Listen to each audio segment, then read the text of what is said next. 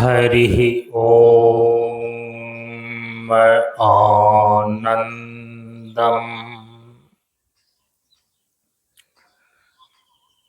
प्रशान्ति जीवन दर्शनम् नमो नारायण नारायणम्।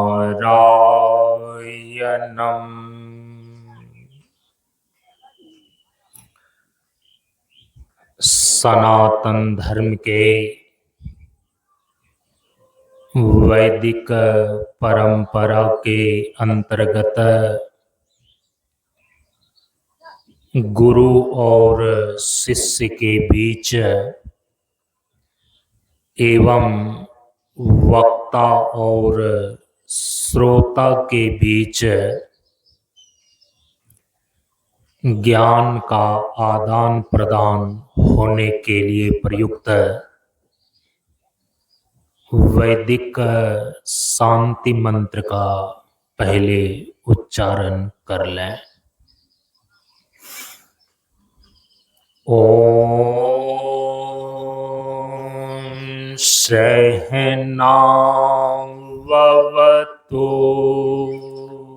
ओम सहनाववतु सहनौ भुनक्तु सहनौ भुनक्तु सह वीर्यं करवावहै सह वीर्यं करवावहै तेजस्विनावधीतमस्तु तेजस्विनावधीतमस्तु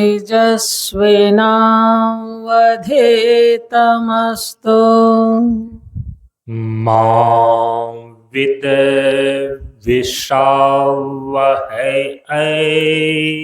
मा विद्विषावहै ओम शांति शांति शांति। ओम शांति शांति शांति। असतो मा सद्गमय असतो मा सद्गमय तमसो मा ज्योतिर्गमय तमसो मा ज्योतिर्गमय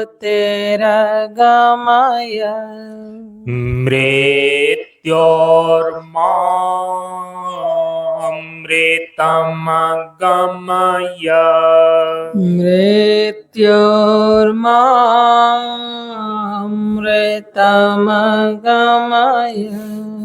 ओम शांति शांति शांति। ओम शांति शांति शांति।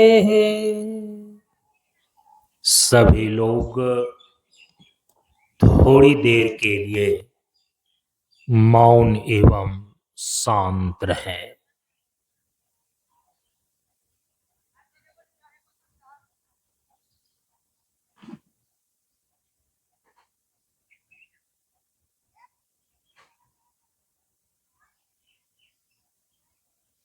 नमो नारायण। ब्रह्मानंदं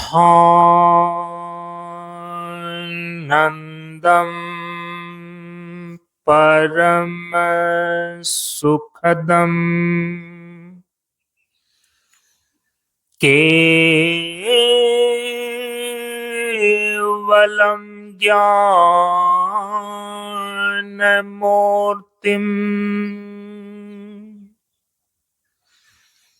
द्वन्द्वातीतं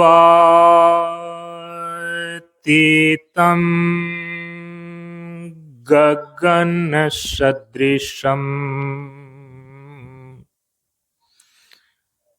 तत्त्वमस्यादिलक्ष्यम् एकं नित्यं विमलमचलम्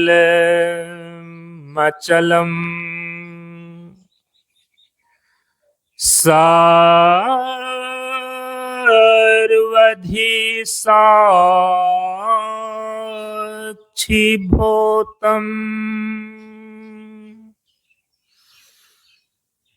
भावातीतं त्रिगुणरहितम्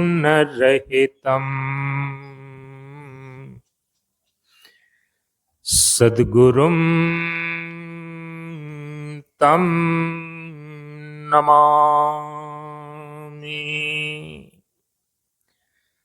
सद्गुरुं तं नमामि।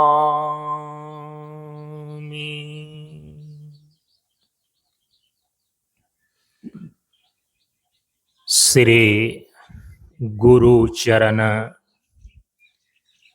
स्पर्श अनुभूति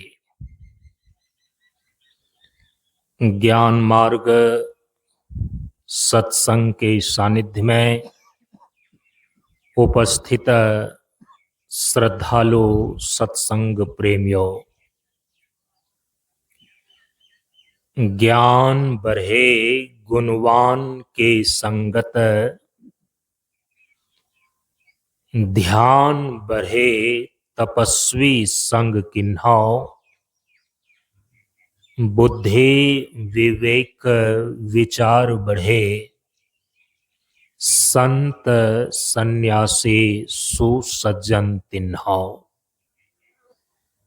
इसलिए ज्ञानी वेद है ज्ञान से, व्याधा वेद है तीर, सद्गुरु वेद है शब्द से, भींगे सकल शरीर। प्रेमियों, हम सभी लोग बिहार प्रांत के पाटलिपुत्र जिला अंतर्गत बारह अनुमंडल के अंदर स्थित शांतानंद मिशन प्रशांत योगाश्रम गोआसा शेखपुरा मंच पर सन 2026 ईस्वी के 9 मार्च से लेकर 15 मार्च तक ज्ञान मार्ग सत्संग मंच के 28वें ग्रीष्मकालीन वार्षिकोत्सव के उपलक्ष्य में आयोजित 7 दिवसीय ज्ञान मार्ग सत्संग कार्यक्रम के आज दूसरे दिन के सत्संग में हम सभी लोग उपस्थित हैं। इस बार के इस ग्रीष्मकालीन वार्षिकोत्सव सत्संग सत्र का विचारणीय विषय देव दुर्लभ मनुष्य जीवन है।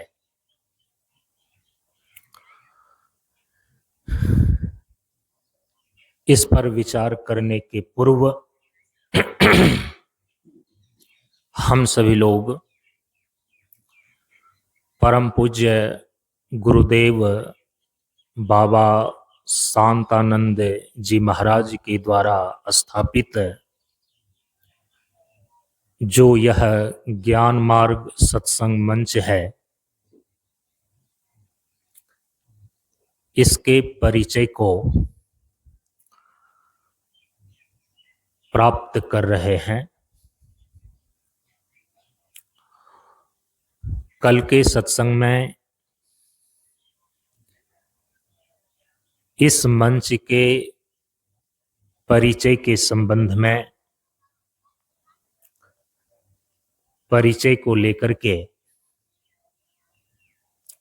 7 बिंदुएं प्रस्तुत की गई।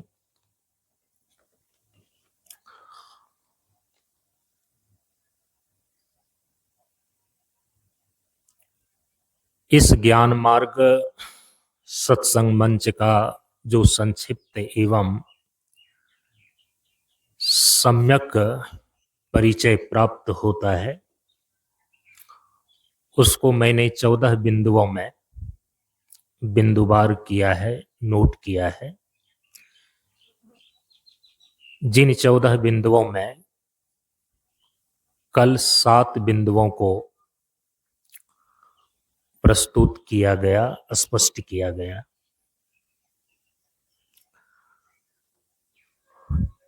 परिचय के 7 बिंदु में हम सभी लोगों ने देखा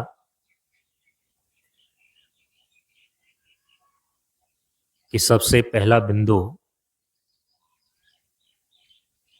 कि परम पूज्य गुरुदेव के द्वारा इस मंच की स्थापना 14 नवंबर सन 1987 ईस्वी में किया गया। परिचय के दूसरे बिंदु में हम लोगों ने इस मंच के नामकरण के संबंध में देखा कि गुरुदेव ने इस मंच का 3 नाम से संबोधन किया है। पहला बाबा शांतानंद विचार मंच, दूसरा आध्यात्मिक ज्ञान योग मंच और तीसरा ज्ञान मार्ग सत्संग मंच।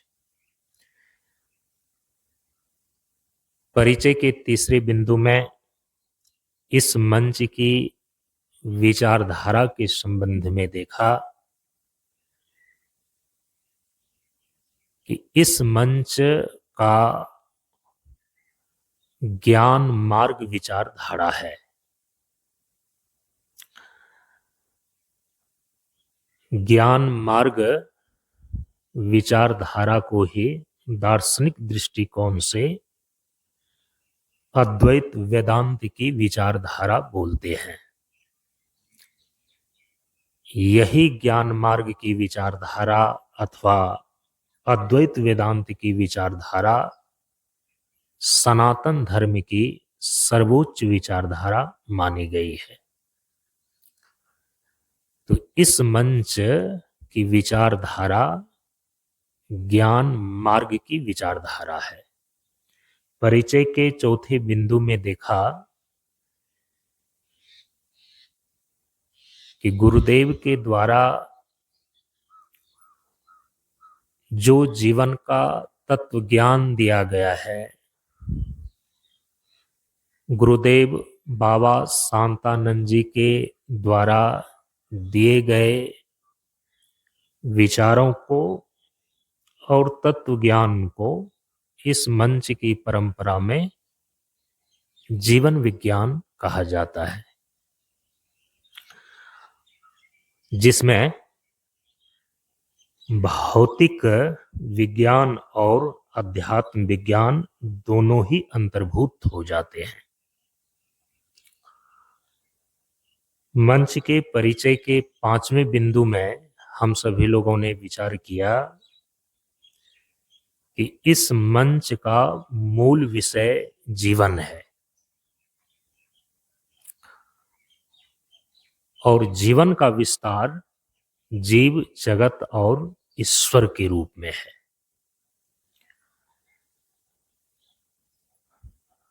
परिचय के 6वें बिंदु में इस मंच की परंपरा में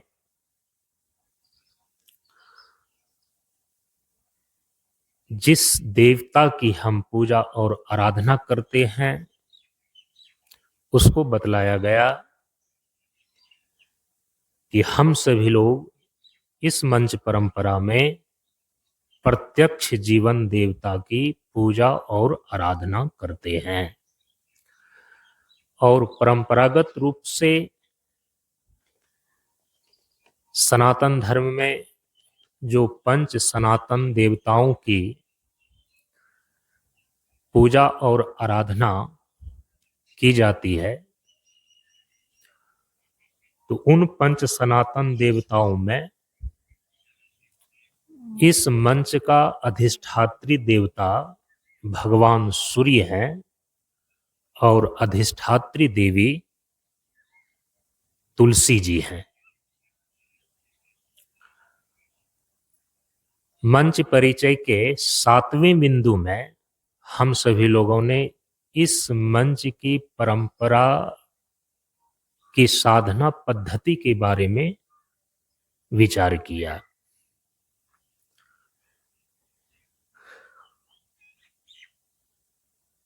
इस मंच की परंपरा की साधना पद्धति क्या है, तो 7वें बिंदु में बतलाया गया कि योग विधा से प्रकृति के पंच तत्वों का समुचित प्रयोग की साधना द्वारा परम तत्व ब्रह्म का दर्शन करना, यही इस मंच की साधना पद्धति है। परम पूज्य गुरुदेव के द्वारा जीवन का कल्याण प्राप्त करने के लिए इस मंच की परंपरा में जो साधना पद्धति बतलाई गई है, उपासना की जो प्रणाली बतलाई गई है, तो उसको हम सभी लोग इस मंच की परंपरा में प्रशांत योग के नाम से पुकारते हैं। प्रशांत योग साधना की त्रिवेणी है, जिसमें साधना की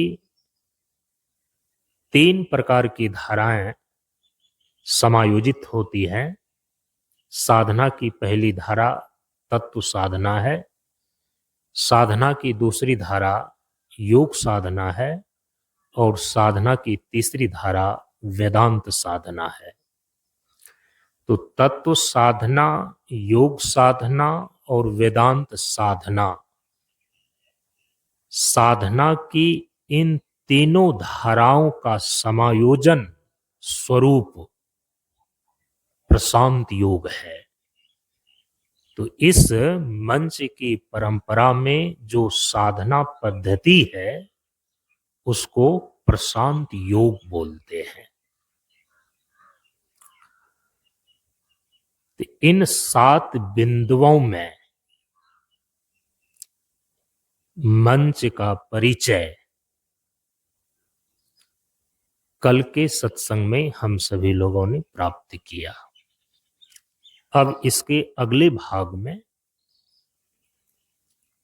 जो शेष 7 बिंदु और निश्चित होते हैं, आज हम उस पर विचार करने जा रहे हैं।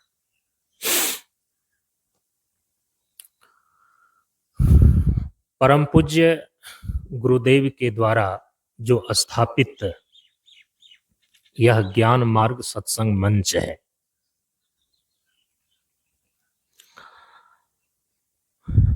आठवें बिंदु में इस मंच का उद्देश्य प्रस्तुत किया गया है। कोई भी मंच है, कोई भी संस्था है, तो उसका एक उद्देश्य होता है, एक लक्ष्य होता है। तो जो इस मंच से जुड़े हुए साधक हैं, जो इस मंच से जुड़े हुए अनुयायी और श्रद्धालु हैं, उनको ध्यान में रखना चाहिए कि इस मंच का मुख्य उद्देश्य क्या है। तो आठवें बिंदु में इसको बतलाया गया है। इस मंच का मुख्य उद्देश्य है एक सही, स्वस्थ और संपूर्ण जीवन का निर्माण करना। आप देख रहे हैं, मंच के सारे नियम, सूत्र, सिद्धांत, उद्देश्य, ये सब कुछ जीवन को केंद्र में रख करके निश्चित किया गया है। चूंकि इस मंच का मुख्य विषय, मूल विषय जीवन है,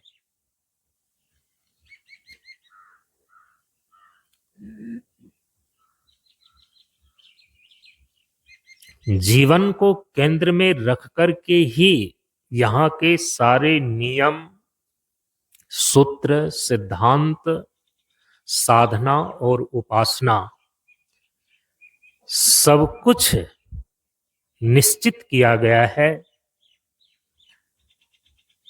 इसीलिए इस मंच का जो मुख्य उद्देश्य है, मुख्य लक्ष्य है, वो इसी रूप में निश्चित किया गया है कि एक सही, स्वस्थ और संपूर्ण जीवन का निर्माण करना ही इस मंच का मुख्य उद्देश्य है।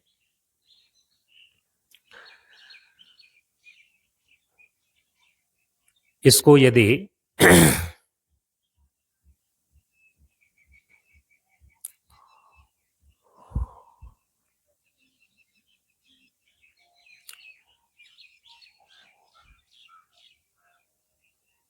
एक सही, स्वस्थ और संपूर्ण जीवन को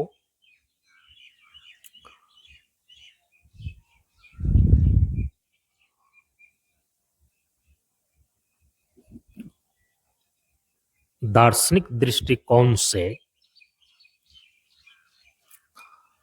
इसको समझते हैं, यहां जो कहने का अभिप्राय है,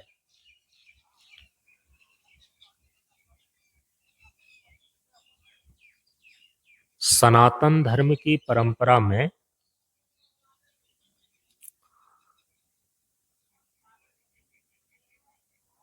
जीवन का जो परम लक्ष्य बतलाया गया है,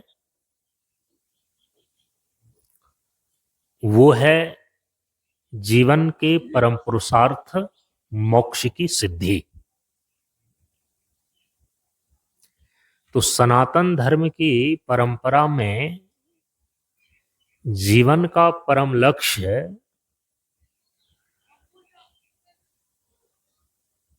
जो मोक्ष बतलाया गया है, तो मोक्ष की जगह पर परम पूज्य गुरुदेव बोलते हैं जीवन की पूर्णता। मोक्ष का अर्थ होता है मुंचते इति अनेना मुक्षीय, छूट जाने का नाम मोक्ष है, छुटकारा पा जाने का नाम मोक्ष है। तो किससे छूटना और किससे छुटकारा पाना है? आप अपने जीवन में किससे छूटना चाहते हैं, किसको छोड़ना चाहते हैं?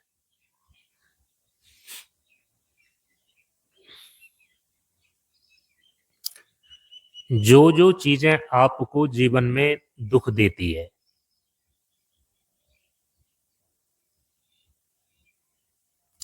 आप उन सभी चीजों को दूर करना चाहते हैं, उसकी निवृत्ति चाहते हैं, आप उससे छूटना चाहते हैं।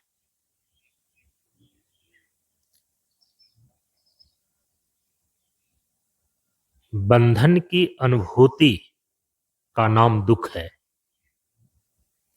प्रतिकूलता की अनुभूति का नाम दुख है।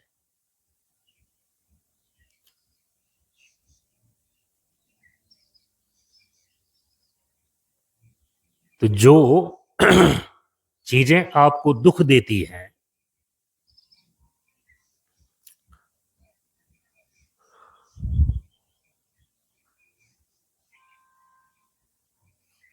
जो चीजें आपको बांधती है, आपकी स्वतंत्रता को बाधित करती है, आप उन सभी प्रकार के बंधनों से छूटना चाहते हैं, उन सभी प्रकार के दुखों से छूटना चाहते हैं।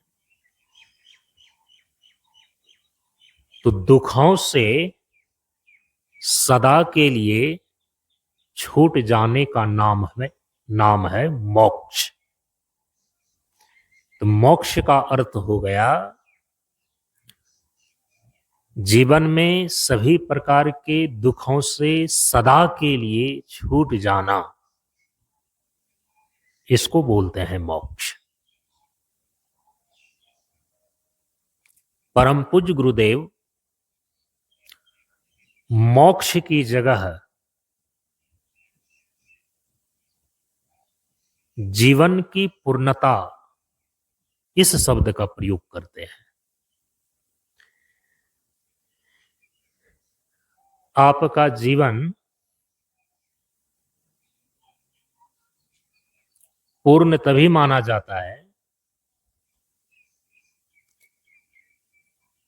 जब आप अपने जीवन में जीवन के सभी प्रकार के दुखों से छूट जाते हैं।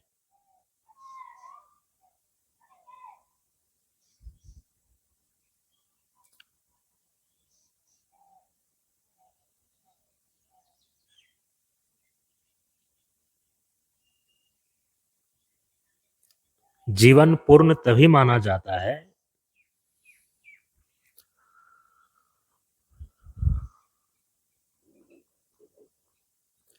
चाह गई चिंता गई मनवा बेपरवाह, जाको कछु न चाहिए सोई शहंशाह। जाको कछु न चाहिए सोई शहंशाह, पर मातम अंदर बसा योगी बेपरवाह। जीवन में कृतार्थता की अनुभूति,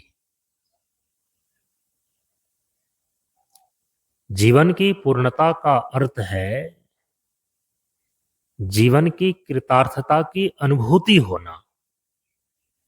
जीवन में जो कुछ करना था कर लिया, अब और कुछ करने के लिए शेष नहीं रहा।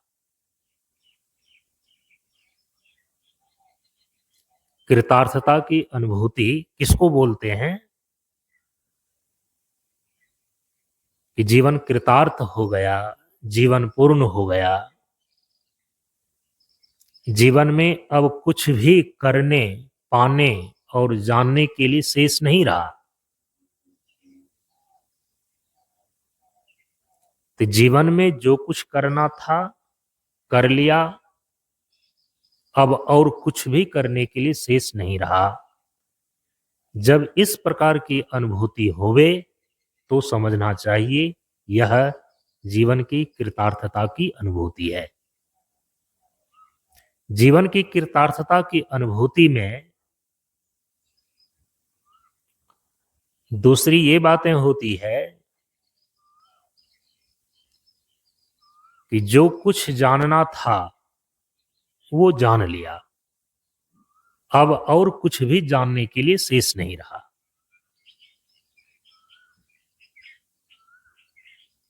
तो ज्ञान की पूर्णता हो गई।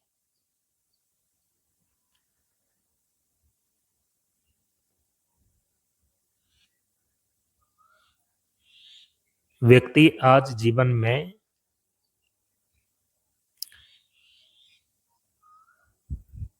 जीवन भर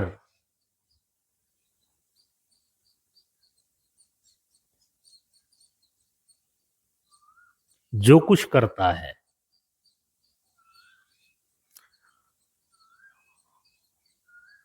और करके जिस उपलब्धि को वो प्राप्त करता है, उसके द्वारा उसको कृतार्थता की अनुभूति ही नहीं होती। जीवन के अंतिम समय जब मृत्यु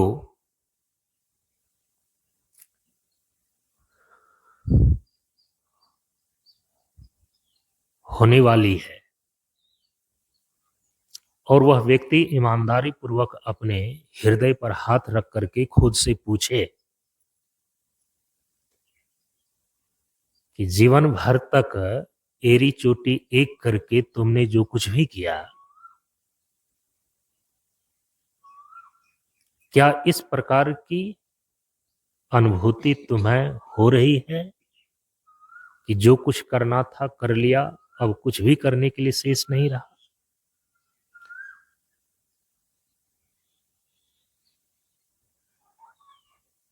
क्या कर्म की पूर्णता हो गई? कर्तव्य की पूर्णता हो गई? अब कोई कर्तव्य नहीं रहा। प्रत्येक लोगों की ये अनुभूति मृत्यु के समय में होती है कि जीवन में मैंने बहुत कुछ किया और बहुत कुछ करने के लिए शेष ही रह गया।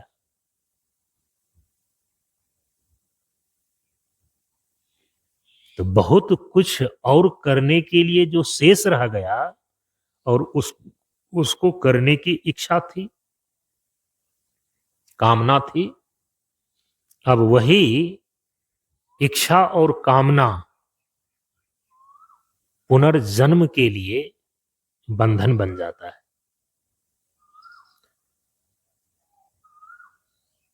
तो इसीलिए कर्तव्यता की इति उस प्रकार से नहीं होती है कि जिस प्रकार से व्यक्ति करना चाहता है, कि रात दिन एरी चोटी एक करके दुनिया की बहुत सारी चीजों को प्राप्त कर लेने के बाद कर्तव्यता की इति हो जाती है, ऐसा नहीं है। कर्म की सीमा को पार करना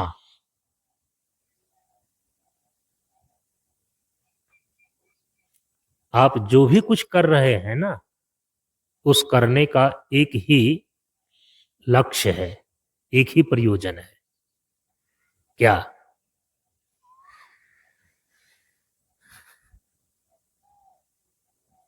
जीवन से दुखों की निवृत्ति, प्राणी मात्र की प्रवृत्ति जीवन से दुखों की निवृत्ति को लेकर के है। आप जीवन में जो कुछ भी कर रहे हैं वो करने का एक ही लक्ष्य है कि हम अपने जीवन से दुखों को दूर कर लेना चाहते हैं। जब तक आपके जीवन से दुखों की आत्यंतिक निवृत्ति नहीं हो जाती, आपके जीवन की कर्तव्यता की इति नहीं होती, कर्तव्य शेष ही रह जाता है।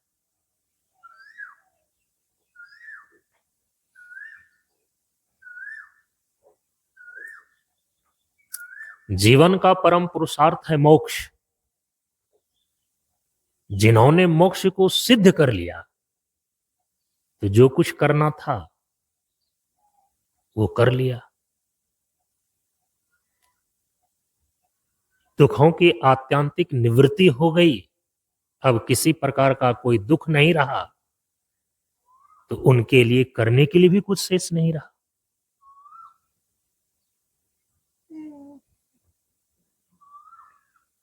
कृतार्थता की अनुभूति का ये पहला आयाम है कि जो कुछ करना था कर लिया, अब कुछ भी करने के लिए शेष नहीं रहा। और दूसरी चीजें, जो कुछ भी जानना था वो जान लिया, अब और कुछ भी जानने के लिए शेष नहीं रहा। आप स्कूल में, कॉलेज में, यूनिवर्सिटी में जीवन भर पढ़ाई करके बड़ी बड़ी डिग्रियों को और उपाधियों को धारण करके भी क्या जीवन के अंतिम समय में इस प्रकार की अनुभूति हो पाती है? दुनिया की ढेर सारी चीजों को जान लेने के बाद भी मुझे जो जानना था जान लिया, अब कुछ भी जानने के लिए शेष नहीं रहा।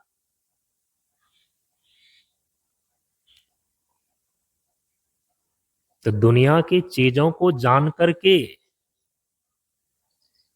ज्ञान की पूर्णता नहीं होती है। ज्ञान की पूर्णता होती है स्वयं को जानने से। दुनिया की ढेर सारी चीजों को जान लिया और स्वयं को ही नहीं जाना,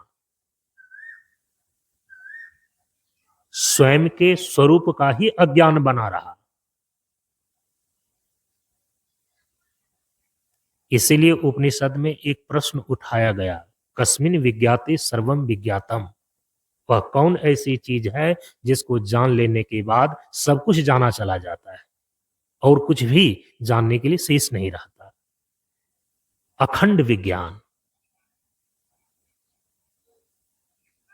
जब तक स्वयं ज्ञान स्वरूपता का बोध नहीं हो जाता है कि मैं अखंड विज्ञान स्वरूप हूं, तब तक दुनिया की खंड खंड चीजों को, अनगिनत विषयों के विशेषज्ञ बनकर के भी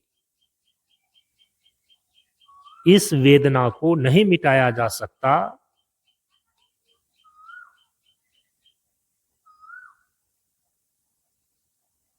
कि मैं अज्ञात के महासागर में गोता खा रहा हूं।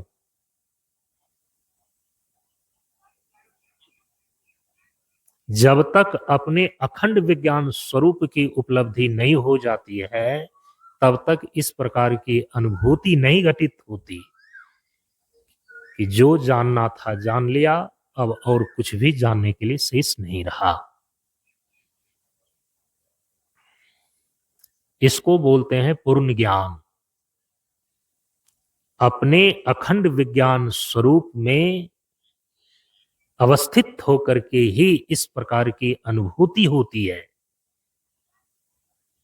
कि जो कुछ भी जानना था मैंने जान लिया, अब कुछ भी जानने के लिए शेष नहीं रहा। यह है कृतार्थता की अनुभूति का दूसरा आयाम। और तीसरा आयाम है कि जो कुछ भी प्राप्त करना था प्राप्त कर लिया, अब और कुछ भी पाने के लिए शेष नहीं रहा। तो अभी तो जब व्यक्ति मरता है, दुनिया की ढेर सारी चीजों को जमा करके उसको भोग लेने के पश्चात भी भीतर में संसार के भोग की कामना बची ही रहती है कि मुझे अभी तो ये भी पाना था, मुझे तो अभी ये भी करना था।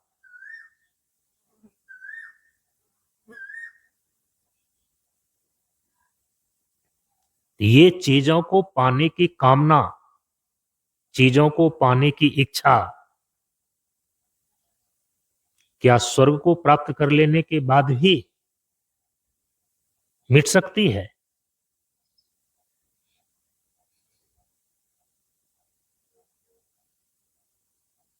तो किसी भी चीज को आप पाना क्यों चाहते हैं?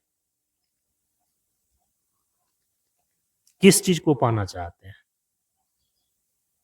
छूटना किस चीज से चाहते हैं? जो चीजें हमको दुख देती है, हम उससे छूटना चाहते हैं। अब पाना किस चीज को चाहते हैं? जो चीजें हमको सुख देती है। कभी इस ओर अपना विचार ले जाते हैं। जीवन में जिस चीज के पीछे हम भागते हैं, हम जीवन में जिस चीज से पीछा छुड़ाना चाहते हैं, कई बार हमारा ध्यान उसी चीज पर नहीं जाता है। सत्संग का श्रवण न करें, संत महापुरुषों के विचारों को न सुने, तो ये सारी चीजें ध्यान में कभी आती ही नहीं है। किस चीज से हम पीछा छुड़ाना चाहते हैं? जो जो चीजें हमको दुख देती है, हम उससे अपना पीछा छुड़ाना चाहते हैं, उससे छूटना चाहते हैं। अब किस चीज को हम पाना चाहते हैं? जो चीजें सुख देती है। आप आनंद पाना चाहते हैं, तो वो सुख और आनंद चूंकि अभी आपका दुनिया के साधनों पर निर्भर है, विषय वस्तु पर निर्भर है, तो जो जो चीजें, जो जो विषय वस्तु आपको सुख देती है, आनंद देता है, आप उस चीज को पाना चाहते हैं, वो मिले, वो मिले। तो स्वर्ग का सुख भी आपको तृप्त नहीं कर सकता। मृत्यु लोक के शोभन से शोभन, सुंदर से सुंदर चीज और व्यवस्था की बात तो छोड़ दीजिए। आप पूर्ण तृप्त, पूर्ण संतुष्ट कब होएंगे? जिस समय आपको पूर्ण आनंद की उपलब्धि हो जाएगी। अब देखिए ना, 24 घंटे के समय में ही एक ऐसा समय आता है जब आपको नींद का वेग आती है। तो जब गहरी नींद का वेग आती है, तो नींद आने के पहले संसार की जो जो चीजें आपको अच्छी लग रही थी, सुख के साधन आप समझ रहे थे, उन्हीं सारी चीजों को छोड़ करके आप गहरी नींद में जाना चाहते हैं।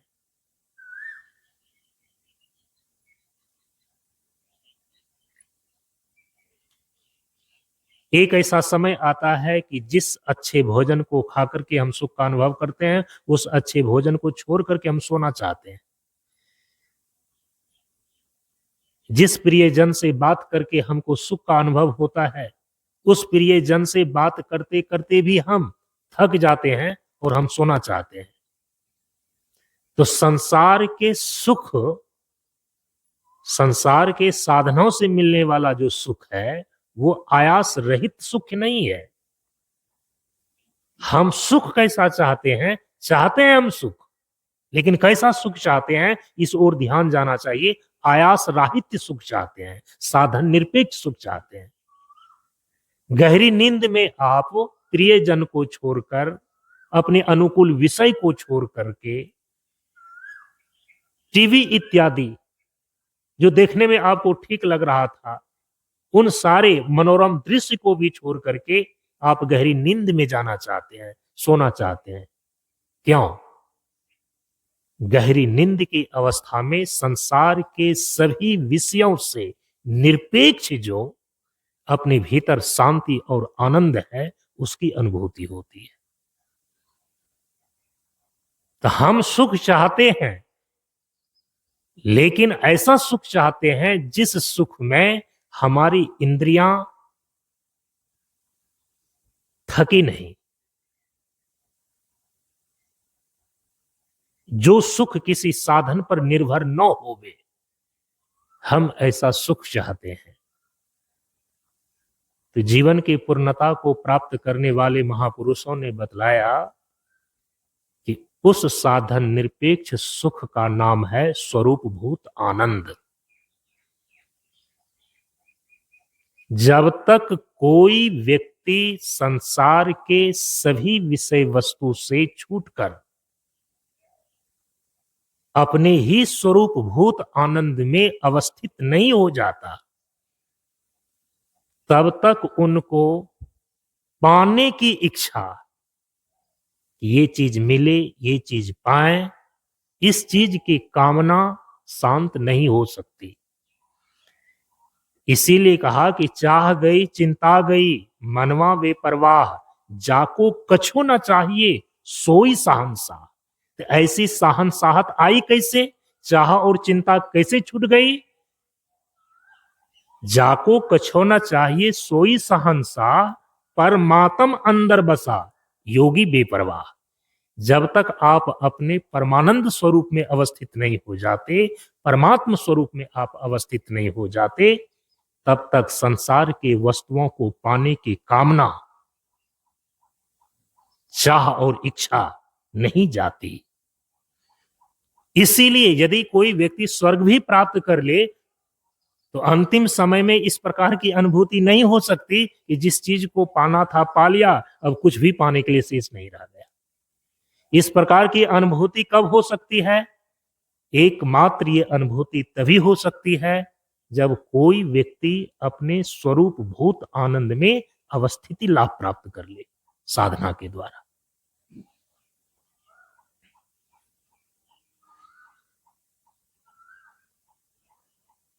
जो कुछ पाना था पा लिया। क्या पाना था? परमानंद की उपलब्धि करना था, वो कर लिया। तो संसार की विषय वस्तु के भोग से परमानंद की उपलब्धि नहीं होती है।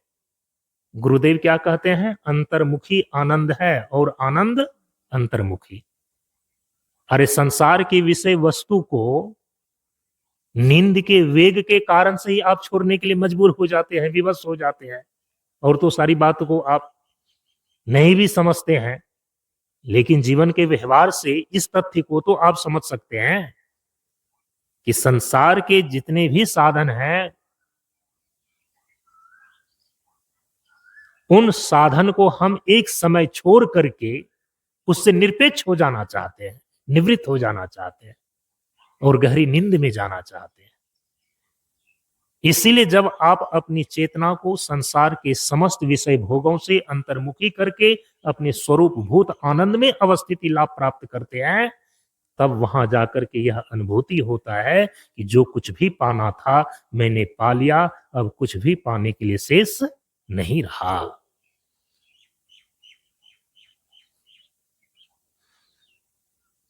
कोई कर्तव्य शेष नहीं रहा, कोई ज्ञातव्य शेष नहीं रहा और कोई प्राप्तव्य शेष नहीं रहा। तब हम इसको बोलते हैं जीवन की पूर्णता। और यही जीवन की पूर्णता प्राप्त करने के लिए आप जन्मों जन्मों से इस सृष्टि में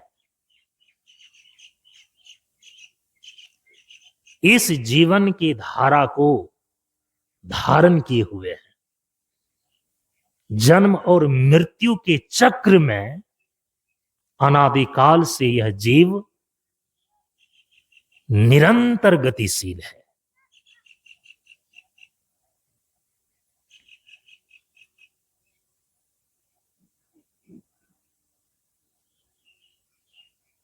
तो जीवन की पूर्णता, जीवन की कृतार्थता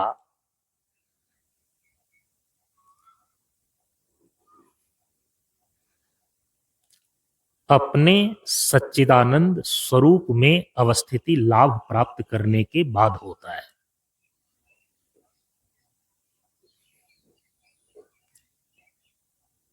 इसीलिए इस मंच का ये उद्देश्य निर्धारित किया गया, एक सही, स्वस्थ और संपूर्ण जीवन। एक सही, स्वस्थ और संपूर्ण जीवन का निर्माण करना ही इस मंच का मुख्य उद्देश्य है। अर्थात यथार्थ में मैं कौन हूं और क्या हूं, इसका अनुसंधान पूर्वक स्वचिंतन से स्वज्ञान की प्राप्ति, जो अभेद व अद्वैत आत्मा की स्वस्वरूप अवस्थिति है, अपने सतचित आनंद स्वरूप अवस्थिति है,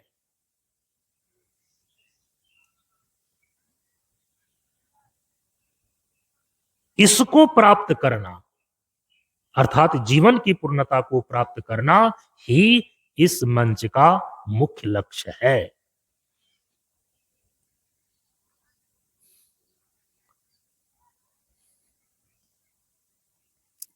परम पूज्य गुरुदेव इसी को बोलते हैं एक सही, स्वस्थ और संपूर्ण जीवन।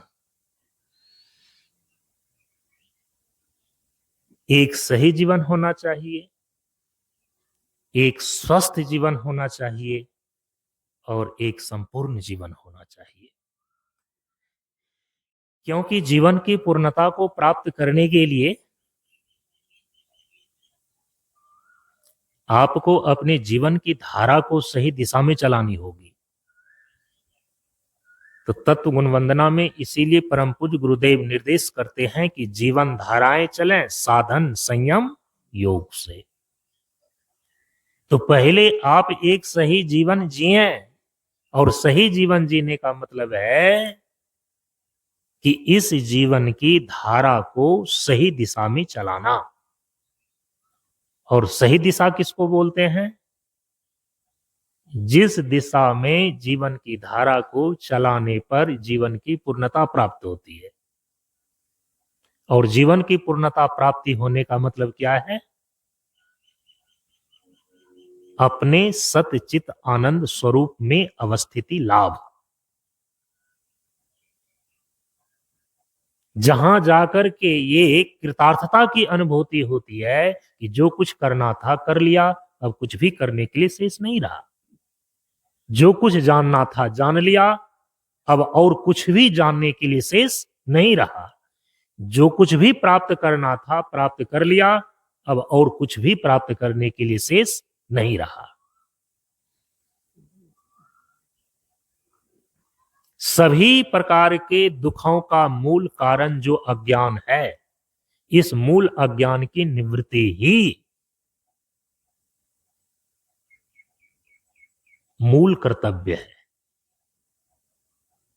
जब तक स्वरूपभूत अज्ञान की निवृत्ति और अज्ञान जन्य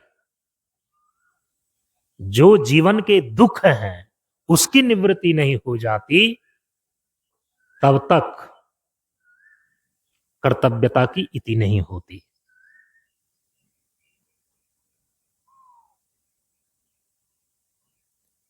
अपने स्वरूप के विषय में जो अज्ञान है, यथार्थ में मैं कौन हूं, जब तक इसको परमार्थता हम नहीं जान लेते हैं, तो दुनिया की सारी चीजों को जान करके भी अपने भीतर मूर्खता के भय से अपने आप को नहीं बचा सकते। अपने अखंड विज्ञान स्वरूप में अवस्थिति लाभ प्राप्त करके अपने स्वरूप अज्ञान की निवृत्ति करके ही हम इस अनुभूति में पहुंचते हैं कि जीवन में जो कुछ जानना था जान लिया, अब कुछ भी जानने के लिए शेष नहीं रहा। परम प्रभु स्वज्ञान जी का जीवन होवे ज्ञान। इस जीव का परमार्थ स्वरूप पर ब्रह्म परमात्मा है, परम प्रभु है। जब तक यह बोध घटित नहीं हो जाता है, तब तक जो कुछ जानना था जान लिया, अब और कुछ भी जानने के लिए शेष नहीं रहा, ये अनुभूति घटित नहीं होती। ये अखंड विज्ञान की प्राप्ति पर्यंत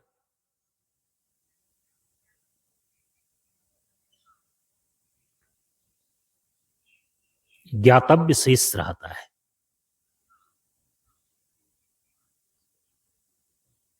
और परमानंद की समुपलब्धि पर्यंत प्राप्तव्य शेष रहता है। संपूर्ण अज्ञान की निवृत्ति पर्यंत कर्तव्यता शेष रहती है। तो जिन्होंने स्वरूप अज्ञान की निवृत्ति कर लिया, अखंड विज्ञान स्वरूप की उपलब्धि कर लिया और परमानंद की समुपलब्धि हो गई,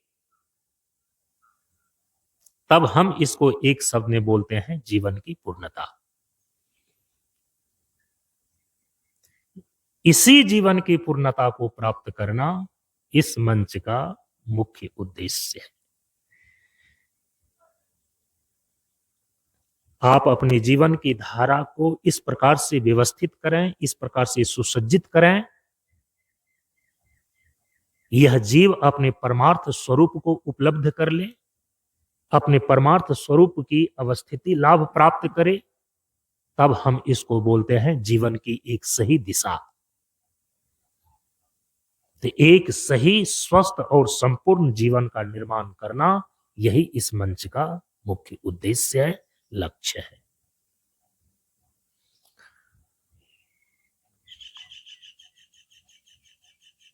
अब 9वें बिंदु में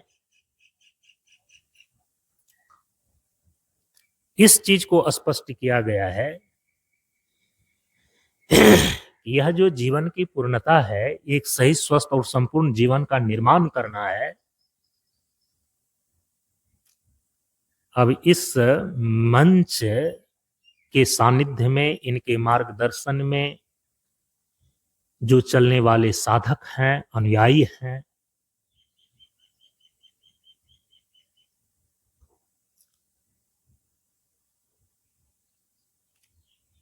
उसके लिए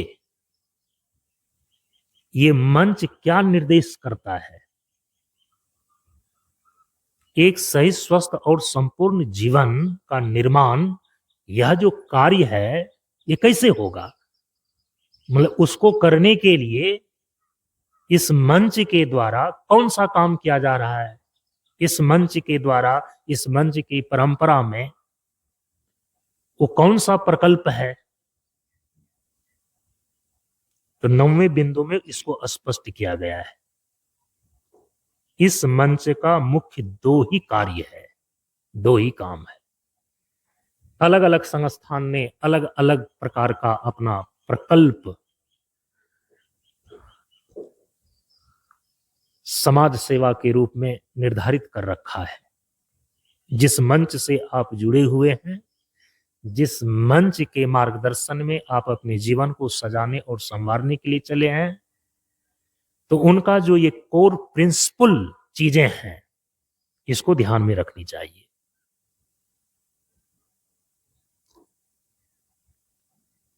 ये मंच एक सही, स्वस्थ और संपूर्ण जीवन का निर्माण करने के लिए क्या करता है? कहा कि मुख्य 2 ही काम करता है।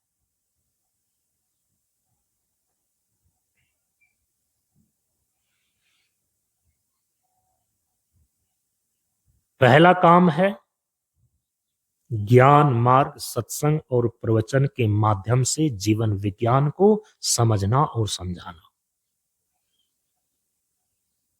क्योंकि जब तक आप अपने जीवन को ठीक ढंग से नहीं समझ लेते हैं, आप एक सही, स्वस्थ और संपूर्ण जीवन का निर्माण कर ही नहीं सकेंगे।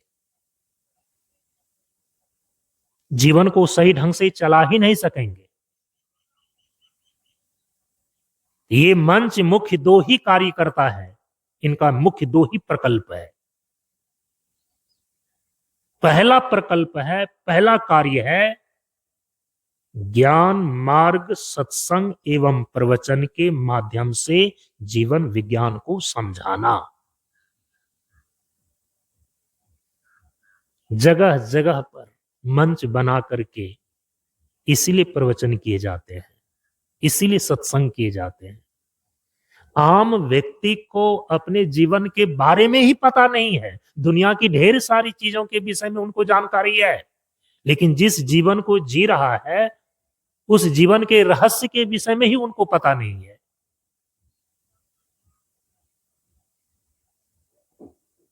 जीवन की बहुत सारी समस्याओं से वो उलझा हुआ है, लेकिन जीवन की ये सारी समस्याएं मौलिक किन कारणों से ये सारी समस्याएं जीवन में बनी हुई है, जीवन के समस्याओं और दुखों के मूल कारण से ही वो अपरिचित है। उसके विषय में उसको समझ पक्की नहीं है, सही समझ नहीं है। इसीलिए जब तक जीवन विज्ञान को ठीक ढंग से वो नहीं समझ लेता है, जीवन के विषय में ही उनको सम्यक जानकारी नहीं होती है, तो वो जीवन को सही ढंग से कैसे जिएगा? एक सही जीवन का निर्माण कैसे करेगा? जीवन की पूर्णता फिर प्राप्त कैसे होगी? तो सर्वप्रथम सैद्धांतिक रूप से जीवन विज्ञान को जानना, जीवन विज्ञान को समझना आवश्यक होता है। तो इस मंच का सबसे पहला काम है कि जन सामान्य तक इन बातों को पहुंचाना, इस जीवन विज्ञान को हर एक व्यक्ति के बीच पहुंचाना, ये पहला काम है। ज्ञान मार्ग, सत्संग एवं प्रवचन के माध्यम से जीवन विज्ञान को समझाना। दूसरा काम है इस मंच का कि ऐसा नहीं कि केवल सैद्धांतिक रूप से जीवन विज्ञान का प्रवचन करके, उपदेश करके छोड़ दिया। परम पूज्य गुरुदेव ने कहा कि योग साधना प्रशिक्षण के माध्यम से एक सही जीवन जीने की कला को सिखाना, इस मंच का ये दूसरा मुख्य कार्य है। इस संस्थान के द्वारा, इस मंच के द्वारा हम समाज और समाज के लोगों को वही चीज देने का और बांटने का काम नहीं करते हैं जो कि वो खुद कर सकता है। भोजन खुद कमा सकता है, हम भोजन यहां से नहीं बांटने का काम करते। कपड़ा और मकान, माने रोटी, कपड़ा और मकान व्यक्ति खुद उपार्जित कर सकता है और उसी के उपार्जन के लिए तो वो जीवन जी रहा है। अब एक आध्यात्मिक संस्थान होकर के भी वो रोटी ही बांटने का काम करे, कपड़ा ही बांटने का काम करे, मकान ही मुहैया कराने का काम करे, तो फिर आध्यात्मिक संस्थान किस काम का? अरे आध्यात्मिक संस्थान होते हैं अध्यात्म की चीजों को बताने के लिए, जो कि वह व्यक्ति खुद से भौतिक व्यवस्थाओं के द्वारा जिस चीज को वो नहीं कर सकता, वो स्वयं के स्वरूप का बोध भौतिक व्यवस्थाओं के द्वारा नहीं कर सकता, स्कूल कॉलेज यूनिवर्सिटी के द्वारा नहीं कर सकता, रोटी कपड़ा मकान की व्यवस्था के द्वारा नहीं कर सकता। इसीलिए परम पूज्य गुरुदेव ने यह निर्देश दिया इस मंच की परंपरा में कि इस मंच में जो मंच के वाहक हैं, मंच के जो संचालक हैं, मंच के जो कार्यकर्ता हैं, मंच के लिए जो समर्पित साधु हैं, सन्यासी हैं, वे हमेशा ध्यान में रखें यह एक आध्यात्मिक संस्थान है। आप अपने अंदर इस प्रकार की योग्यता को, इस प्रकार की क्षमताओं को पैदा करो और समाज में उसी आध्यात्मिक उपलब्धियों को प्रदान करो।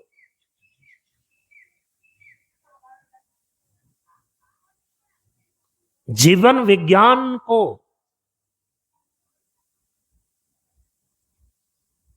मंच स्तरीय कार्यक्रम के द्वारा आम व्यक्तियों तक पहुंचाने का काम, और दूसरा योग साधना प्रशिक्षण के द्वारा एक सही जीवन जीने की कला को सिखाने का कार्य। यही दो मुख्य कार्य हैं इस मंच के, यही दो मुख्य प्रकल्प हैं, और इसी दोनों के माध्यम से ही एक सही, स्वस्थ और संपूर्ण जीवन का निर्माण संभव है। पहले सैद्धांतिक रूप से जीवन विज्ञान को समझें और फिर उसको क्रियात्मक रूप से, अभ्यास रूप से अपने भीतर देह, इंद्रिय, प्राण, अंतःकरण सबको संयमित करके अपनी चेतना को अंतर्मुखी बनावे। इसी को बोलते हैं योग साधना का प्रशिक्षण। हम अपने देह का संयम, अपने इंद्रियों का संयम, अपने प्राण का संयम, अपने मन बुद्धि चित्त अहंकार का संयम क्रमशः कैसे करते हैं, इसको योग साधना प्रशिक्षण के द्वारा बतलाया जाता है, सिखाया जाता है। तो एक है सिद्धांत और दूसरा है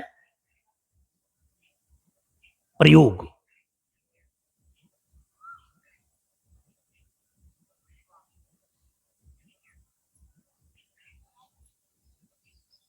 ये 90वें बिंदु के अंदर ये बातें स्पष्ट हो गई कि इस मंच का दो ही मुख्य कार्य है। पहला, ज्ञान मार्ग सत्संग एवं प्रवचन के माध्यम से जीवन विज्ञान को समझाना, और दूसरा कार्य योग साधना प्रशिक्षण के माध्यम से एक सही जीवन जीने की कला को सिखाना। यही दो मुख्य कार्य हैं इस मंच के, यही दो प्रकल्प हैं। इसके अतिरिक्त और सारी चीजें जो कि जीवन विज्ञान को समझने में सहायक हो, योग साधना के प्रशिक्षण में जो एक सही जीवन जीने की कला को सीखने की व्यवस्था होती है, उसमें जो जो चीजें सहयोग देती हैं वे प्रकल्प भी चलाए जा सकते हैं, लेकिन मुख्य दो ही प्रकल्प हैं, इसको ध्यान में रखनी चाहिए। अब 10वें बिंदु के अंदर इस मंच का मुख्य संदेश प्रस्तुत किया गया है। परम पूज्य गुरुदेव ने इस मंच के मुख्य 3 ही जीवन संदेश निश्चित किए हैं, और बीच बीच में वर्ष में कम से कम 2-4 बार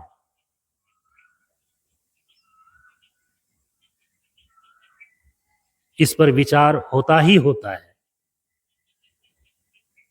इस मंच का मुख्य मैसेज क्या है, इस मंच का मुख्य संदेश क्या है, इसको बोलते हैं जीवन संदेश। तो परम पूज्य गुरुदेव ने 3 ही मुख्य जीवन संदेश दिए हैं। वो 3 मुख्य संदेश क्या है? पहला संदेश है सादा भोजन स्वास्थ्य सुधार, दूसरा संदेश है सादा जीवन उच्च विचार, और तीसरा संदेश है प्रशांत जीवन बेड़ा पार। परम पूज्य गुरुदेव जब शांति समारोह कार्यक्रम छपरा जिला के मुसेपुर धनौरा ग्राम में, जिस जगह का नाम गुरुदेव ने शांति स्थल रखा, वहां पर 2000 ईस्वी में शांति समारोह का कार्यक्रम परम पूज्य गुरुदेव ने आयोजित किया। प्रशांत परिवार के सभी श्रद्धालु लोग वहां इकट्ठा हुए थे, और उसके बाद परम पूज्य गुरुदेव हिमालय प्रस्थान कर गए, जिसके बाद से सभी लोगों को अभी तक उनका साक्षात दर्शन सुलभ नहीं हुआ है।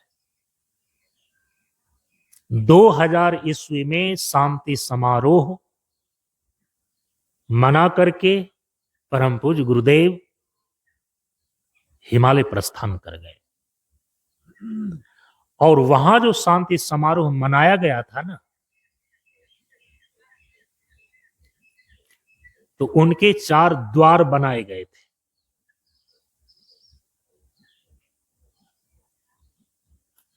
सत्संग कार्यक्रम का जो गुरुदेव का सत्संग स्थल था, प्रवचन स्थल था, तो वहां से लोगों के आने के लिए तो 4 प्रवेश द्वार बनाए गए थे। एक प्रवेश द्वार पर परम पूज्य गुरुदेव ने लिख करके पहला संदेश टंगवाया, सादा भोजन स्वास्थ्य सुधार। दूसरे द्वार पर गुरुदेव ने दूसरा संदेश लिख करके टंगवाया, सादा जीवन उच्च विचार। और तीसरे द्वार पर तीसरा संदेश लिख करके टंगवाए, और वहां पर लिखा हुआ था प्रशांत जीवन बेड़ा पार। और जो वो चौथा द्वार था ना, वो चौथा द्वार, वो मुख्य द्वार, जहां से गुरुदेव का दर्शन करने के लिए लोग उन तक पहुंचते थे। तो गुरुदेव के पीछे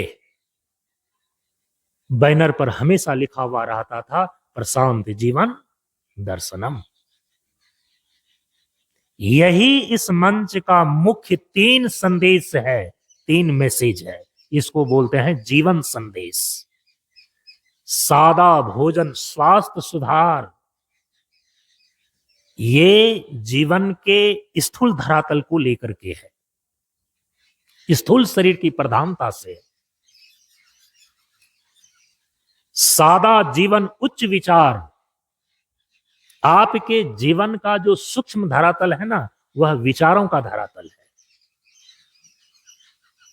सूक्ष्म शरीर की प्रधानता से ये दूसरा संदेश है, सादा जीवन उच्च विचार। कोई दिखावटी नहीं, कोई बनावटी नहीं, कोई तामझाम नहीं। जीवन सादा हो, लेकिन आपके अंदर विचार उच्च हो, आपके अंदर विचार में उदारता हो, विशालता हो। क्योंकि व्यक्ति बाहर के तामझाम से बड़े नहीं होते हैं, व्यक्ति बड़े होते हैं अपने उदार और विशाल विचार के द्वारा। अपनी उदारता से, अपनी विशालता से, अपने विचारों से वे उच्च होते हैं। तो सादा जीवन उच्च विचार, सादा भोजन स्वास्थ्य सुधार। आप अपने जीवन को स्वस्थ रूप से और पूरी आयु ठीक ढंग से जी सकते हैं। किस प्रकार का भोजन खा करके? रंगीन भोजन खा करके।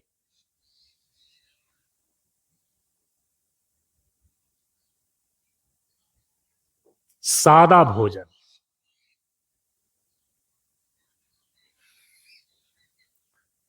सामान्य रूप से जो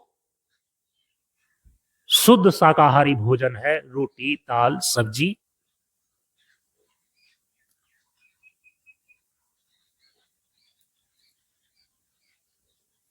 इसको खा करके ही व्यक्ति स्वस्थ रहता है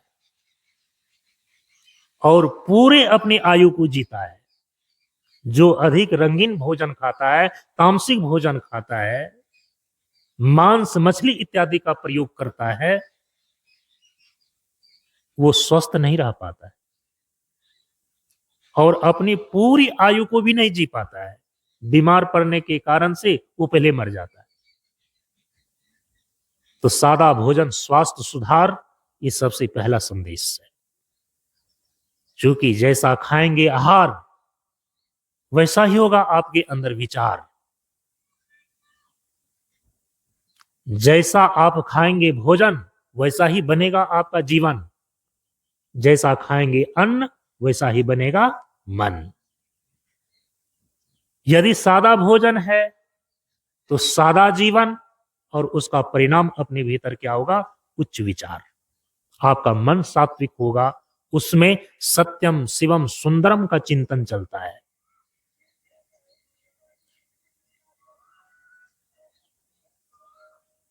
उच्च विचार का मतलब ये होता है कि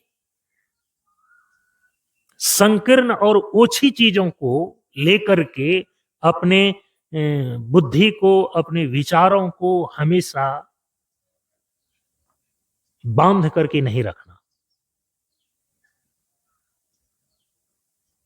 जियो और जीने दो। यहां से उनका विचार, उनका उच्च विचार, उनके अंदर ये जीवन की प्रति जो मानवता की दृष्टि है, यहां से आरंभ होती है और धीरे धीरे यह उच्च विचार परम सत्य के चिंतन पर जाकर के पूर्ण होता है। जब सत्य का आप विचार करते हैं, ब्रह्म विचार करते हैं, परमात्मा का विचार करते हैं,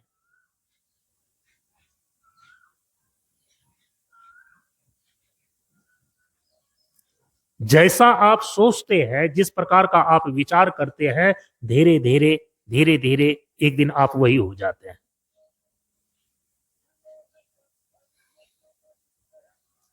जीवन सादा रखनी चाहिए और अपने अंदर विचार को उच्च करना चाहिए।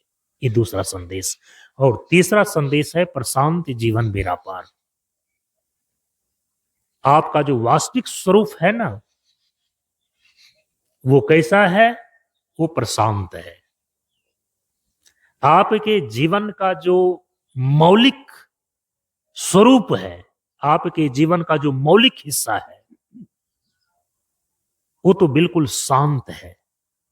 वहां न किसी प्रकार का द्वैत है, वहां न किसी प्रकार का द्वंद्व है, न वहां किसी प्रकार की कोई कामना है। वह बिल्कुल निर्विकार, निराकार, निर्विचार है। इसी को बोलते हैं प्रशांत।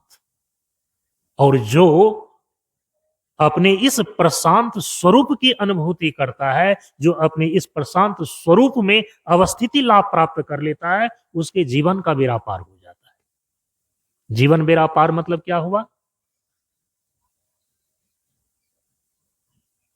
जो ये जीवन जन्म और मृत्यु के चक्र में अनादिकाल से फंसा हुआ है, इस भवसागर को ही पार कर जाता है।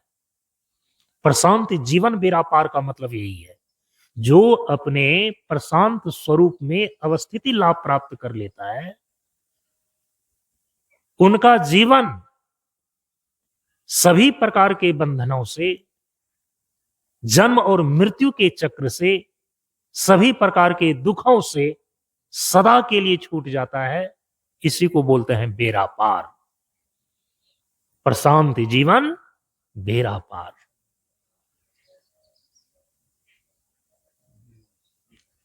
ये मंच का मुख्य 3 संदेश रहा।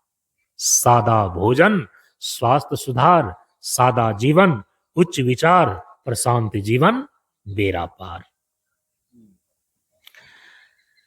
अब इस संदेश को लेकर के यदि आप जीवन जीते हैं, तो 11वें बिंदु में कुछ नियम, सूत्र और सिद्धांत निश्चित किए गए हैं, और जिसको सत्संग प्रारंभ होने के पूर्व हमने यहां पर नियमित रूप से उसको उद्बोधन के अंदर ही रख दिया है। रोज उच्चारण करते हैं कि देखिए इस मंच का पहला नियम क्या है, इस मंच का पहला सूत्र क्या है, और इस मंच का पहला सिद्धांत क्या है। जो इस मंच से जुड़े हुए लोग हैं, उनको सबसे पहले नियम, सूत्र, सिद्धांत को ध्यान में रखना चाहिए। परम पूज्य गुरुदेव ने कहा कि इस मंच का वही आदमी मंच का आदमी कहला सकता है जो मंच के नियम, सूत्र, सिद्धांत का पालन करता है। नियम, सूत्र, सिद्धांत का पालन, ज्ञान, गुण, चरित्र का भंडारण। ये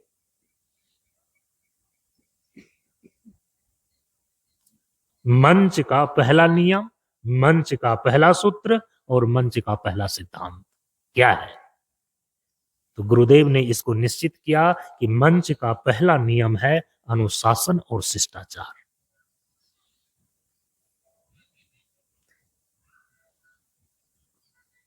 क्योंकि आप जिस जीवन की पूर्णता को प्राप्त करने के लिए आप इस मंच से जुड़े हुए हैं, इस मंच के मार्गदर्शन में अपने जीवन को सजाने और संवारने के लिए चले हैं, तो वो जीवन की पूर्णता तो आत्म संस्थिति से होती है ना। अपने जीवन के मौलिक स्वरूप, जो ब्रह्म और आत्म तत्व है, उसमें अवस्थिति लाभ प्राप्त करने से होता है। तो आत्मा तो आपके शरीर के भीतर अंतर्यामी प्रभु के रूप में है।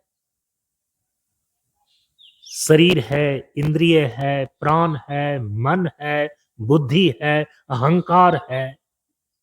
इस सब के भीतर वो जीवन देवता का मौलिक स्वरूप आत्म तत्व विराजमान है। उसका अनुभव और अनुभूति करने के लिए, आत्म अवस्थिति लाभ प्राप्त करने के लिए आपको शरीर, इंद्रिय, प्राण, मन, इन सबको अनुशासित करना होगा। और जिसका शरीर, मन, इंद्रिय, प्राण अनुशासित रहता है, नियंत्रित रहता है, उनके जीवन का व्यवहार कभी भी बाहर अशिष्ट नहीं होता है, उद्दंड नहीं होता है। गुरुदेव ने कहा कि ये पैमाना है, ये स्केल है।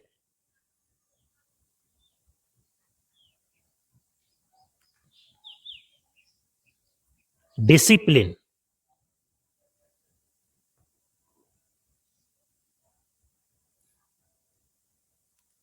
गुरुदेव ने एक बार प्रवचन में कहा कि देखो, मिलिट्री के आदमी को देखे हो,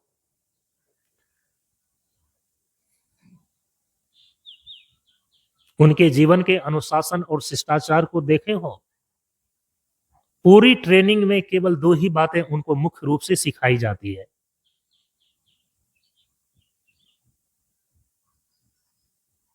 कि जो बड़े ऑफिसर हैं, उनके सामने उनके अनुशासन में रहना और उनके साथ शिष्टाचार का व्यवहार करना। उपदेश में इसीलिए परम पूज्य गुरुदेव ने निर्देशित कर दिया 5वें खंड के उपदेश में कि संयम और नियम अध्यात्म के दो विशिष्ट अंग हैं, अनुशासन और शिष्टाचार एकाग्रता के। यदि आप अपने जीवन में चेतना की एकाग्रता को प्राप्त करना चाहते हैं, जो चेतना की एकाग्रता अपने भीतर आत्मा के यथार्थ स्वरूप का अनुभव और अनुभूति प्रदान करता है, आत्म लाभ प्राप्त करता है, ऐसी चेतना की एकाग्रता को प्राप्त करने के लिए आपका जीवन अनुशासित और शिष्ट होना चाहिए। अनुशासन और शिष्टाचार ये अध्यात्म के दो विशिष्ट अंग हैं। तो यहां का पहला नियम ही निश्चित किया गया अनुशासन और शिष्टाचार को। और बहुत सारे नियम हैं, लेकिन सबसे पहला नियम है अनुशासन और शिष्टाचार। दूसरा नियम दूसरा है सूत्र। सूत्र, जिस सूत्र में बंध करके हम अपने जीवन को आगे बढ़ाते हैं। सूत्र बहुत छोटा होता है, जैसे कि पूरे हाथी को वश में करने के लिए एक अंकुश होता है। तो सूत्र होता है बहुत छोटा, लेकिन वो बहुत बड़ी चीजों को सूचित करता है। तो नियम के बाद आता है सूत्र। कई सूत्र है, जीवन के कई सूत्र है। उपदेशों में परम पूज्य गुरुदेव ने उसको निरूपित किया है, जिसकी बार बार हम लोग समय समय पर प्रवचन में विचार करते हैं, चर्चा करते हैं। लेकिन उसमें से सबसे पहला सूत्र जो जीवन को बांध करके रखता है,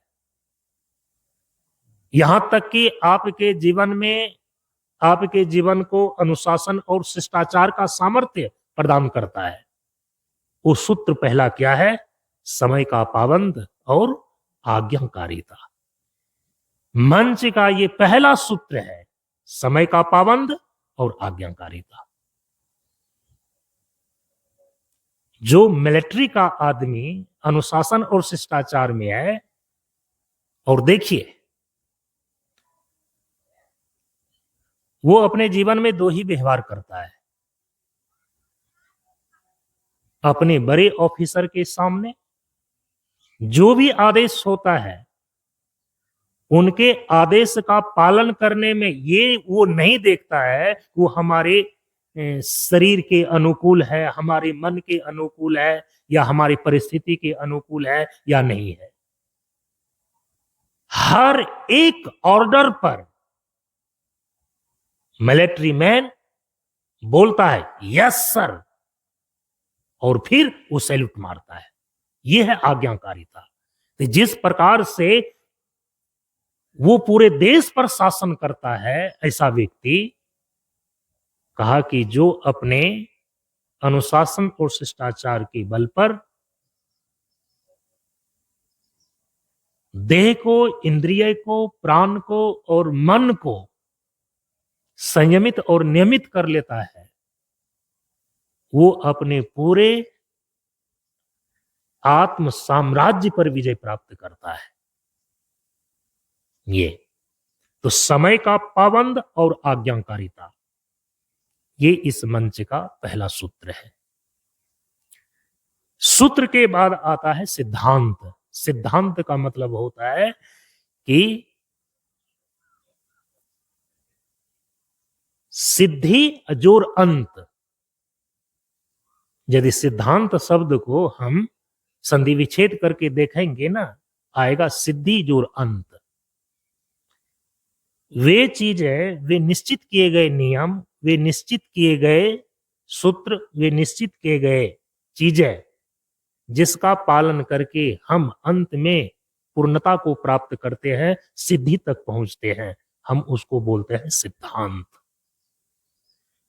एकदम जीवन का जो व्यवहारिक धरातल पर पहला सिद्धांत इस मंच का है। परम पूज्य गुरुदेव ने कहा कि वो है अपना आसन अपना छाजन, अपना झोला अपना कंधा, अपना दीक्षा अपना धंधा। कहने में एक बहुत छोटा सा शब्द है, लेकिन यदि आप इसका पालन करते हैं, आप देखिएगा कि आपके भीतर एक स्वावलंबन की स्थिति पैदा होती है, आत्मनिर्भरता आती है। आज लोग आत्मनिर्भर भारत की बात कर रहे हैं, और आत्मनिर्भर भारत का निर्माण ऐसे ही होता है। ये नहीं कि वो हर एक चीज है जहां फोकट में मिलती है, सस्ती मिलती है,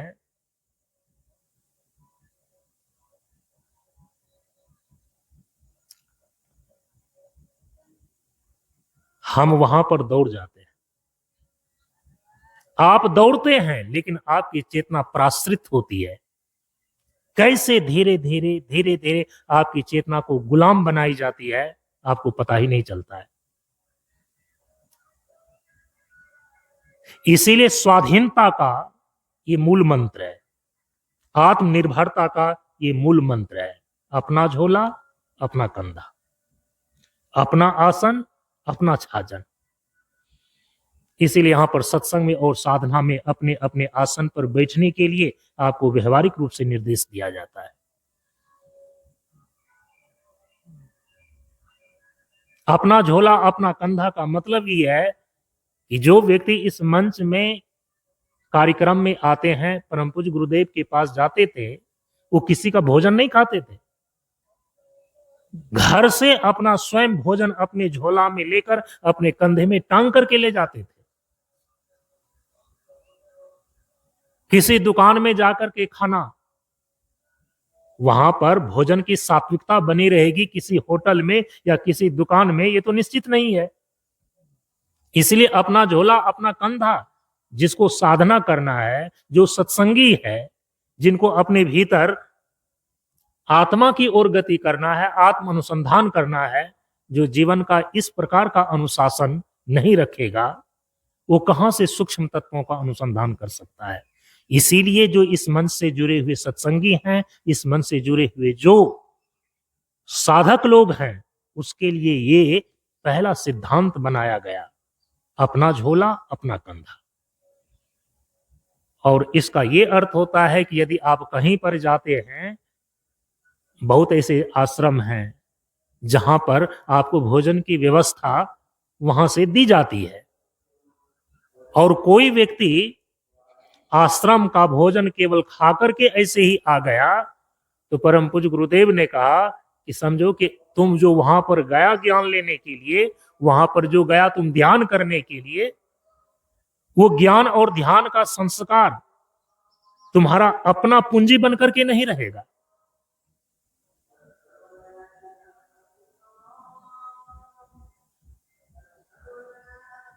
वो रहेगा कब?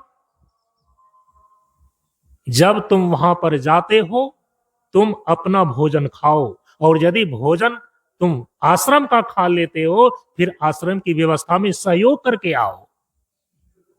फोकट का भोजन जीवन को चौपट कर देता है, इसीलिए व्यक्ति सेवा करके खाता है। परम पूज्य गुरुदेव ने हम सभी साधु महात्माओं को भी निर्देश दिया है कि तुम जितना भोजन लोगों से लेते हो, जितना कपड़ा तुम लेते हो और जितना तुम सुविधा लेते हो और सेवा लेते हो, उतना ही साधना का अंश कट करके उनको जाता है और तुम्हारा कम होते जाता है। इसीलिए सेवा कम लो, सुविधा कम लो, तब तुम्हारी साधना की शक्ति अधिक बढ़ेगी। इसीलिए अपना झोला अपना कंधा, अपना दीक्षा अपना धंधा, ये तीसरा सिद्धांत। अपना दीक्षा अपना धंधा का मतलब होता है कि आपको दीक्षा में जो साधना बतलाई गई है आप उसको करने में अपने समय का निवेश करें। जब सत्संग में व्यक्ति इकट्ठा होता है, सार्वजनिक जगह पर व्यक्ति इकट्ठा होता है, यदि कि अपना दीक्षा अपना धंधा ये सिद्धांत वो नहीं रखेगा तो पूर्व संस्कारों से ग्रसित होकर के जब 10 व्यक्तियों के बीच में व्यक्ति पहुंचता है ना, वो क्या कर रहा है, उसके घर में क्या हो रहा है, उसी का नुक्ताचीनी करने में उसका महत्वपूर्ण समय चला जाता है और वो सत्संग का लाभ नहीं ले पाता है, महापुरुषों के सानिध्य का लाभ नहीं ले पाता है। इसलिए इस मंच का ये सिद्धांत रखा गया कि अपना दीक्षा अपना धंधा, अपने से मतलब रखो, जो चीज तुम करने के लिए आए हो उस पर ध्यान केंद्रित करो। हंसी मजाक गप सप की जगह जब तक हंसी मजाक की जगह भजन कीर्तन करो, ये परम पूज्य गुरुदेव ने कहा। इसको बोलते हैं अपना दीक्षा अपना धंधा। बेकार फालतू में जो चीजें आपके क्षेत्र के अंदर की नहीं है उसकी चर्चा में व्यर्थ समय को न गवाएं, इसको बोलते हैं अपना दीक्षा अपना धंधा। तो इस प्रकार से मंच का पहला नियम निर्धारित किया गया, अनुशासन और शिष्टाचार।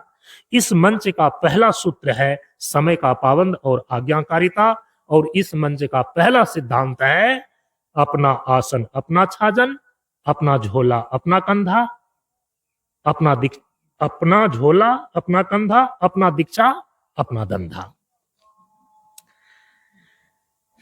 12वें बिंदु में मंच का जयकार निश्चित किया गया है, जिसको बोलते हैं जय घोष करना। और जय घोष का मतलब होता है कि अपने भीतर चेतना को उत्प्रेरित करना, स्वयं को भी और दूसरे को भी। तो परम पूज्य गुरुदेव ने इस मंच के लिए 4 जय घोष 4 जयकार निश्चित किए हैं, जिसको कि प्रतिदिन हम सभी लोग कार्यक्रम के अंत में वो जय घोषणा करते हैं, वो 4 जयकार करते हैं। 4 जयकार कौन कौन है? ज्ञान का विकास हो, दूसरा शिक्षा का विकास हो, तीसरा मानवता का विकास हो, और चौथा जयकार है जीवन का प्रकाश हो। ये 4 जयकार, ये 4 जय घोष परम पूज्य गुरुदेव ने इस मंच का निश्चित किया है। उसके अतिरिक्त में हम सभी लोग 2 और जयकार लगा देते हैं गुरुदेव को लेकर के। प्रशांत गुरु बाबा की जय हो, प्रशांत जीवन दर्शनम। गुरुदेव के द्वारा ये 4 जय घोष ही निश्चित किए गए हैं इस मंच का। ज्ञान का विकास हो, शिक्षा का विकास हो, मानवता का विकास हो और जीवन का प्रकाश हो। 13वां बिंदु के अंदर इस मंच की मुख्य 2 वस्तुएं निर्धारित की गई हैं आदान प्रदान की। परम पूज्य गुरुदेव ने कहा कि इस मंच की मुख्य 2 ही वस्तुएं हैं और उन 2 वस्तु का नाम है दर्शन और प्रणाम।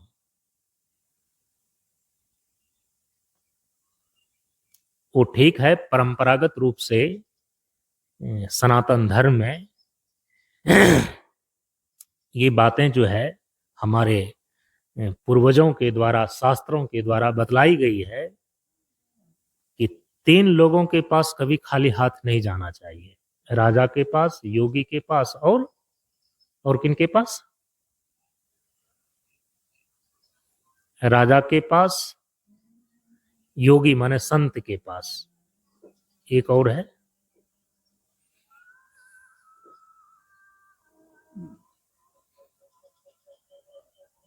खाली हाथ नहीं जाना चाहिए, कुछ न कुछ लेकर के जाना चाहिए।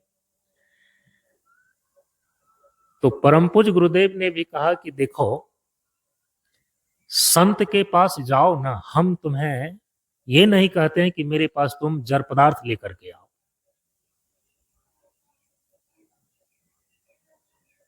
तुम अपने अंदर श्रद्धा और विश्वास भर करके आओ,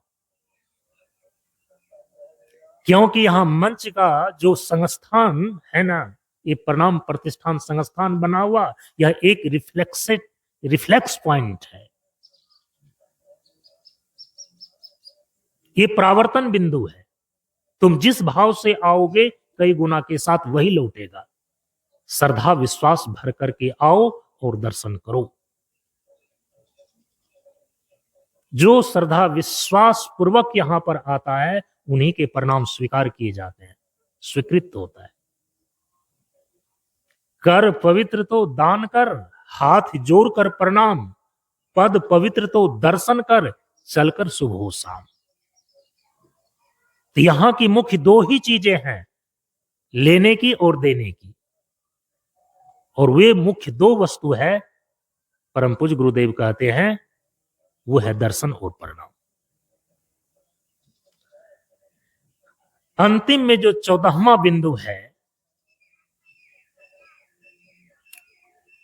वो इस मंच से जुड़े हुए जो शिष्य लोग हैं वो 2 रूप में है, उनके लिए है। गृहस्थ लोग भी इस मंच से जुड़े हुए हैं और साधु सन्यासी ब्रह्मचारी लोग भी इस मंच से जुड़े हुए हैं। तो परम पूज्य गुरुदेव ने चक्र शताब्दी समारोह में और शांति समारोह में अंतिम 2 ही निर्देश दिए अपने दोनों प्रकार के शिष्यों के लिए। जो गृहस्थ शिष्य हैं उनके लिए निर्देश, और जो साधु सन्यासी शिष्य हैं उनके लिए अंतिम निर्देश, और उसको ध्यान में रखना चाहिए।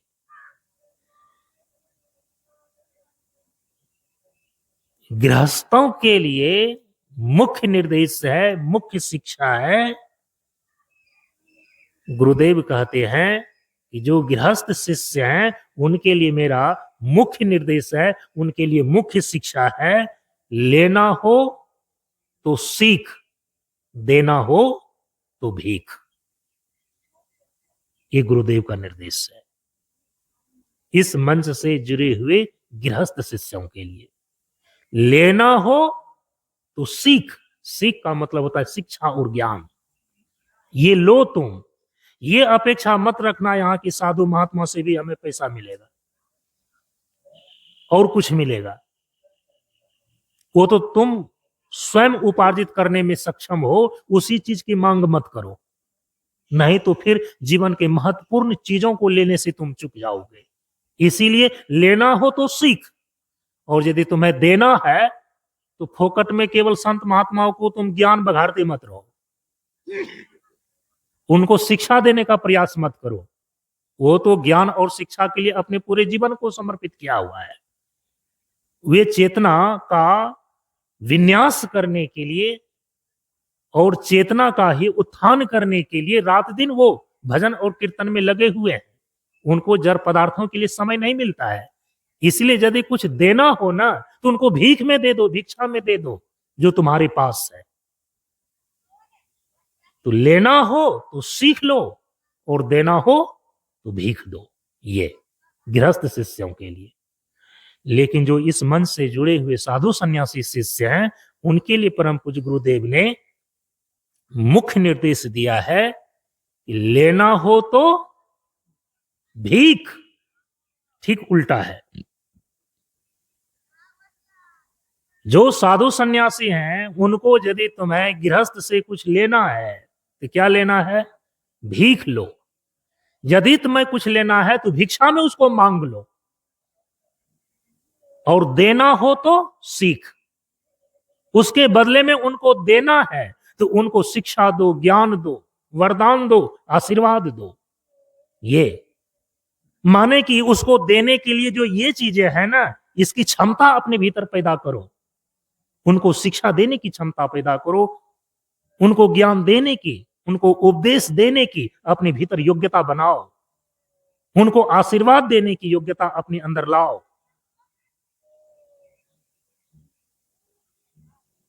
अभी हमारे मंच की परंपरा में इस प्रकार की योग्यता कुछ कुछ ऐसे साधक और साधु इस मंच की परंपरा में भी अब इधर 26 सालों में हो गए हैं।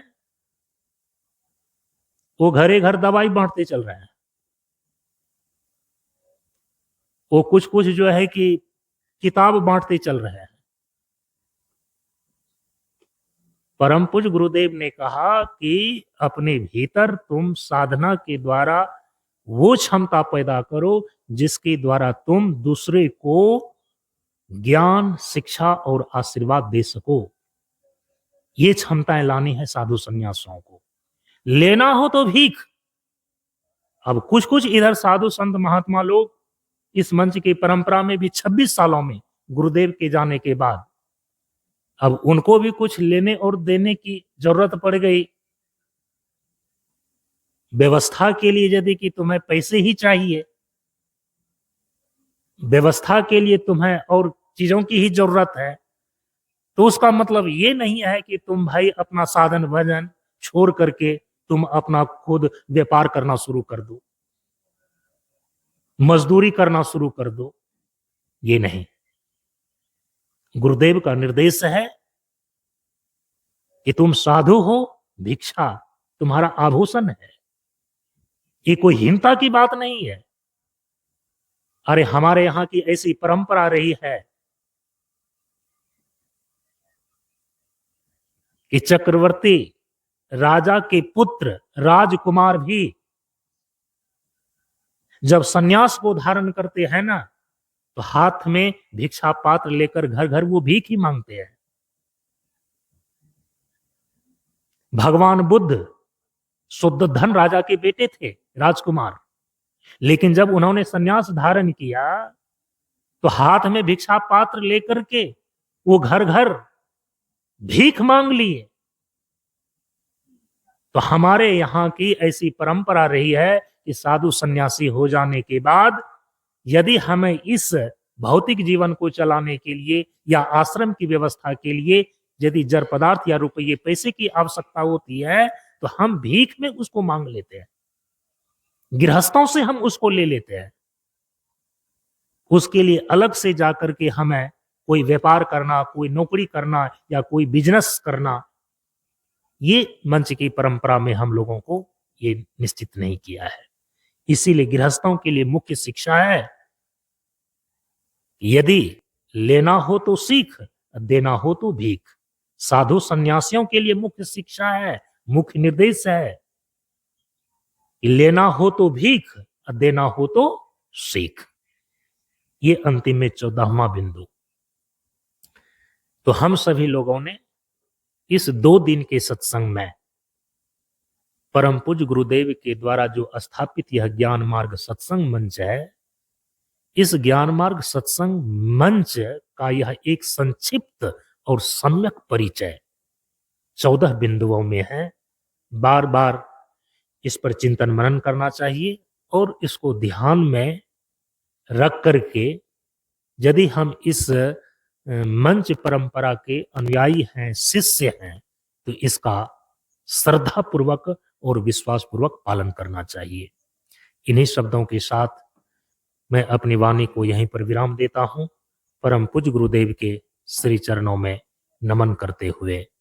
ओम पूर्णमदः पूर्णमिदं पूर्णात् पूर्णमुदच्यते पूर्णस्य पूर्णमादाय पूर्णमेवावशिष्यते।